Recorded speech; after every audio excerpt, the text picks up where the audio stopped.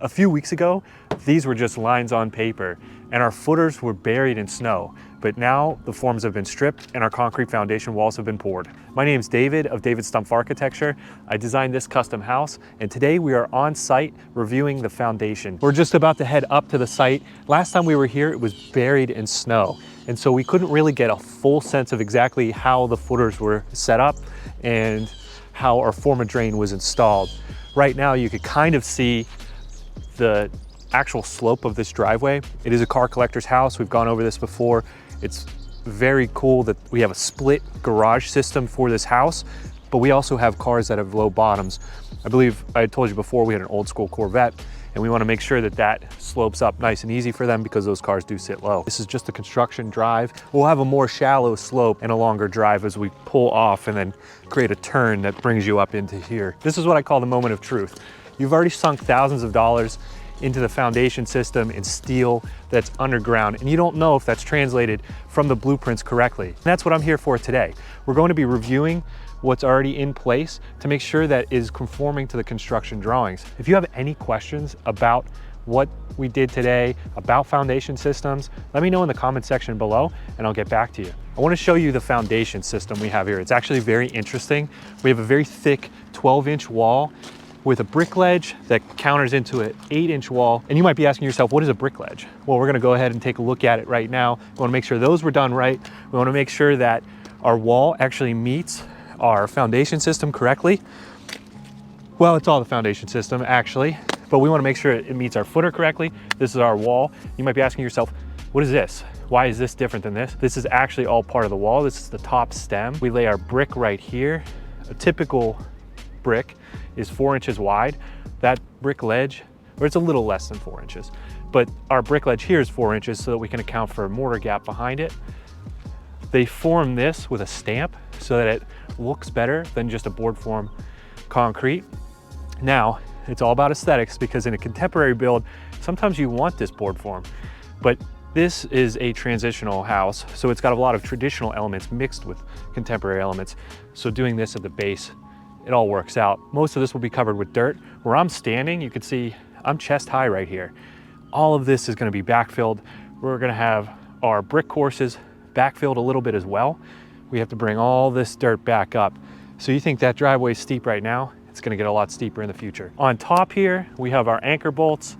That's gonna help hold our sill plate and our framing down to our foundation. Down here we have our footer and we have our form of drain. Form of drain has its advantages and it has its disadvantages. As you can see here, this is one of the disadvantages. It can get easily damaged on the construction site, but that's not the end of the world because it's a click in place system. So they'll just have to pull this off, replace the corner element, and then run the new elements on. And it's that simple to fix that. So what we have is an integrated drain system that allows them to pour the footer. We've already talked about this in the last video. We don't have to go too much in depth, but that's how that works. I was looking everywhere else, and this really seems to be the only place that there was any damage. And I think partially because they had to move machines around here. So, I mean, it's the perils of a construction site. Things are gonna happen, but things can be remedied. So we don't have to worry too much about that. These are very easily to pull apart, fix, and then when they come to backfill everything, we don't have to worry about it. We have a nice drain system. I know it looks a little scary right now, but it's under control. Another thing that you're gonna see around here are these, when they're placed into the wall system, they actually are kind of like this. They're a little longer. There's another piece of metal that's in between those. So this tie would have been up here on our ledge. And then when they strip the forms and they come in here, they snap those off. And what those do is they hold all the formwork together and they don't let it rack. And while they're pouring that concrete, it holds everything together. So you have little things like that that run the whole way. It holds the whole formwork system, and then they just snap them off at the end. You'll see some on the inside of the foundation where we're gonna backfill. They don't need to snap those off because it's just gonna end up being filled with dirt or gravel. So those are still there. We'll point those out later. Why does it look like that in places you'll never see? Why does it look like, oh, the stamp on the inside? Yeah. It's just because all of the panels have a stamp on them, and it's just much easier to be able to just throw the panels together and not have to pick and choose what's a smooth panel, what's a stamped panel. On the outside here, they actually use plywood to form this, and you can see that impression in the wall. On this side, they just run the form all the way up, and then to create the step, you have to use a different piece of plywood. And it also comes to where our elevation is on this wall. So it just depends. Do they have a panel that's of that length? If they don't, they'll just cut some plywood, wax it up so that the concrete doesn't stick to it, and then they'll use that as the form. You can even see the panel segments in here. So a typical panel is about 4 feet wide, right? And then when you get down here, there's a tiny panel, and then there's a corner panel. So this is just a filler piece that they use. So they have different lengths and everything like that. It just depends what they had with them, what the company sent out with the crew. One of the other things our contractor has done, yeah, I'm not gonna fall in that hole. Don't fall in a hole while you're on a construction site visit. You can get out, you're just not gonna want to after you've embarrassed yourself. One of the other things that our contractor has already done is run utility lines. Not all of them, but quite a few of them. This is our water line. Our utilities come in off the street down there, and we come up the corner of the lot. We've designed all the utilities to come in at this corner of the house. And so we've got our water line. You can see they've already created a pass-through down there. We'll see who it is. Larry's got a huge truck. I don't know who that is. I don't know if it's a neighbor. Larry's our builder. So they've already got a pass through there so they can feed the water line in. And then back over here, we have our sewer lines. And the way you could tell that it's a sewer line is that it's a green pipe. There's a couple other utilities that use green pipe as well, but for this one, we've got our green sewer line. These are clean outs. So we've got one right there by the house. We've got another one right here as well. And that feeds down to our sewer that's connected to the street over there. It might be Kathy's sister. She drives up here to take a look at stuff all the time. Who's Kathy? Kathy's the owner. Her sister's from the area. She grew up in the area. She's actually moving from out of state back to this area. And her sister comes up every once in a while to check out, send pictures, that kind of thing. Part of what I do is create a Dropbox. So all the drone footage, all the photography that we do goes in a Dropbox so the owner has that information. Google Drive, Dropbox, whatever works best for them, but still we have categorized everything. So we have all this information throughout the entire construction process. Even our contractor has access to it so they can review it as they're going, you know, in case it gets buried somewhere, we have that information. You can see this brick ledge steps, and I don't know if you picked up on that at all. Brick ledge comes here, it comes up, and then it continues. That's because the grade of this property is going to change. It's going to go out from the back here up to the front. We've got a higher rear yard, obviously, than the front. We're, as we stand, about 12 feet higher than the road. And then it's only going to get even higher.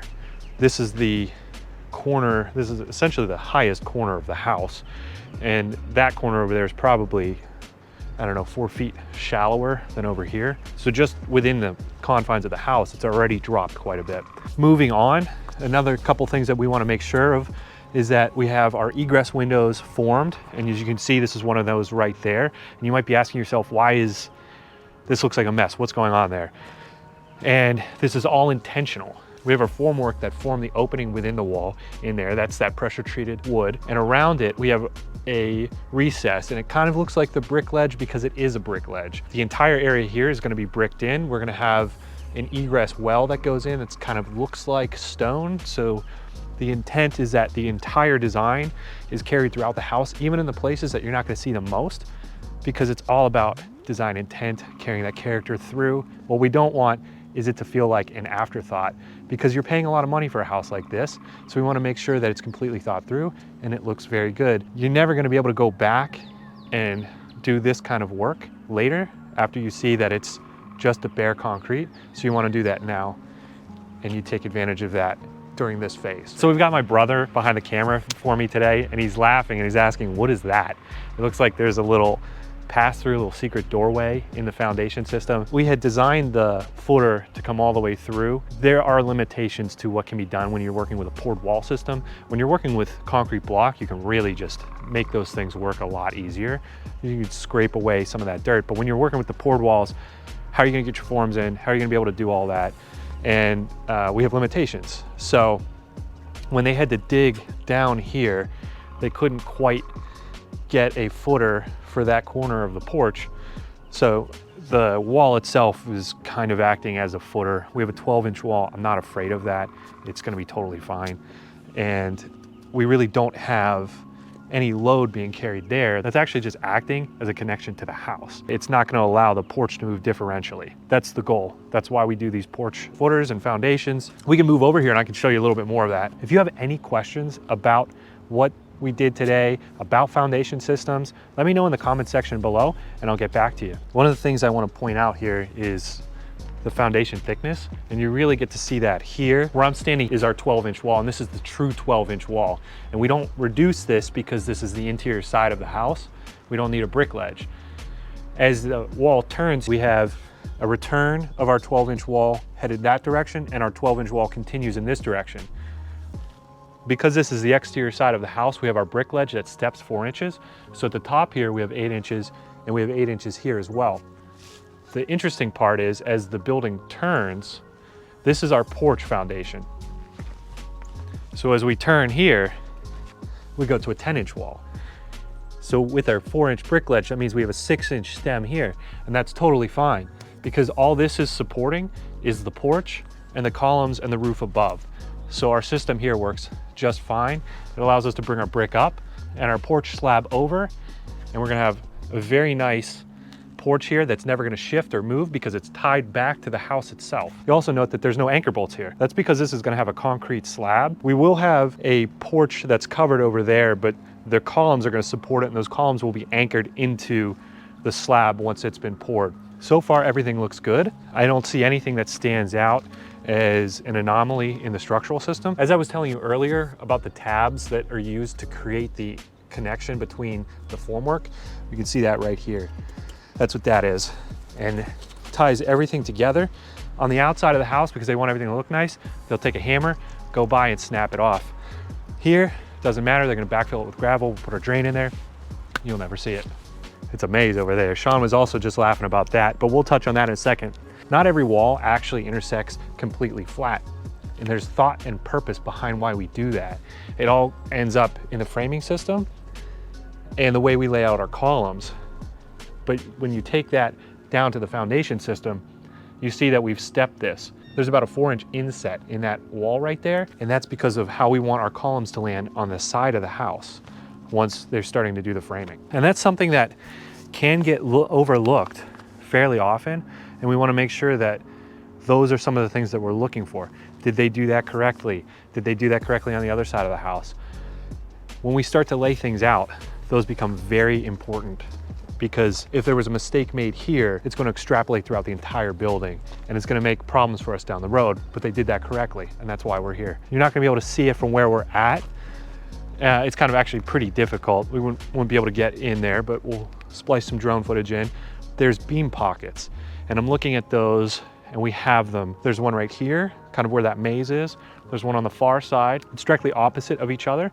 And then on the front of the house there's another beam pocket on either side there of the porch and the master bedroom side of the house. You set your steel beam into those. We want to make sure those are there and they're in alignment, and they are.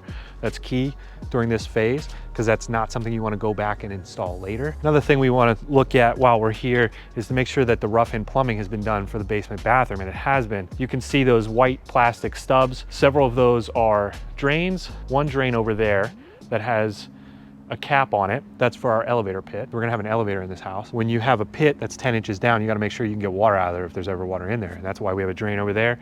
We have stubs for cleanouts and drains, and then kind of right behind me here, we'll also splice some drone in footage of that. We have our rough-ins for the bathroom plumbing. They look correct based on the design intent and the drawings. We can't get down there right now, so we're just observing it. It's in the right location. If they have to move it later, they can, but it's already in there, so that's good. Before they pour the concrete is when they'll need to be verified, those locations.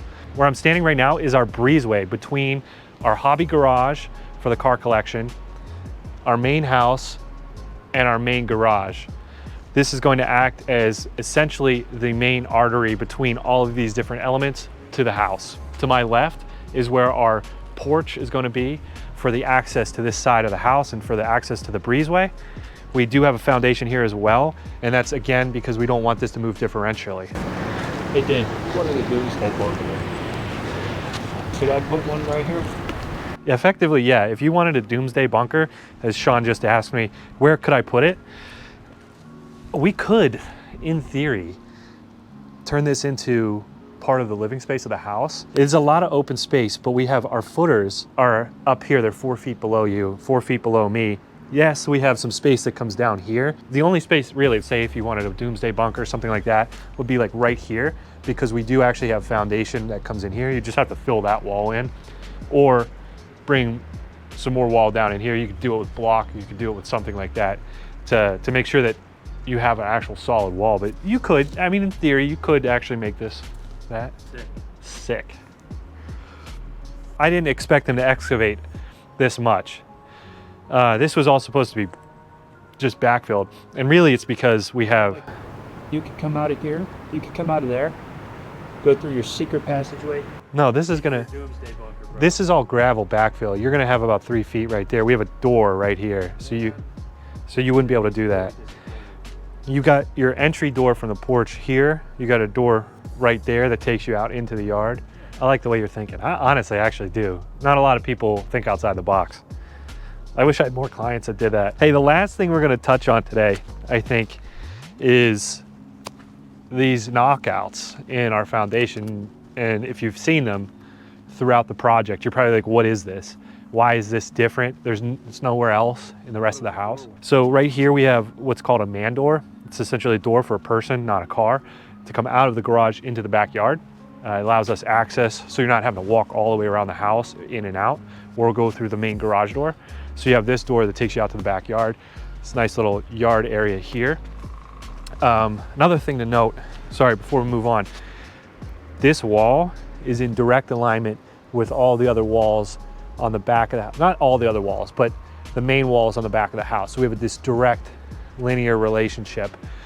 And so the geometry starts to tie it together. We do have some pushing and pulling within that gives it some more character, but this line is in direct relationship, and I can see right here, they did line that up correctly. So as I look directly down this line here, I'm looking to make sure that those are in alignment, because the back of the house is actually going to be flush. We're going to have the brick wall that comes up, which is in alignment with that middle wall, which then we have the far wall out by you in the camera. Because I have this intimate knowledge of the construction drawings, we only design a handful of houses a year. It allows me the opportunity to come out here periodically and make sure that everything is working correctly. Sometimes, you miss something, but it ends up as a beautiful house in the end. A couple of things to point out: we've got our porch in the back, we've got our main house, we've got our hobby garage.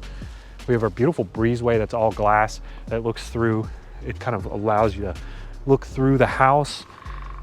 And then coming back around here, we also have knockouts in the foundation wall, which is something you got to coordinate with your contractor early to make sure that those are placed correctly, because you don't want to come back later after having already ordered the garage door and then try to figure out how to shave this after you have already placed it. When I was a project manager for a custom home builder, we ran into that a few times where our guys weren't coordinating in the field correctly.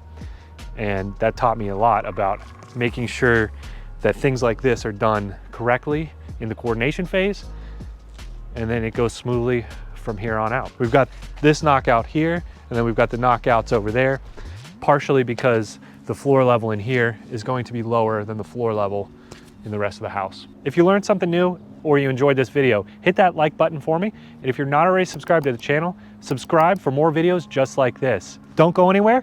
The next video is about to start.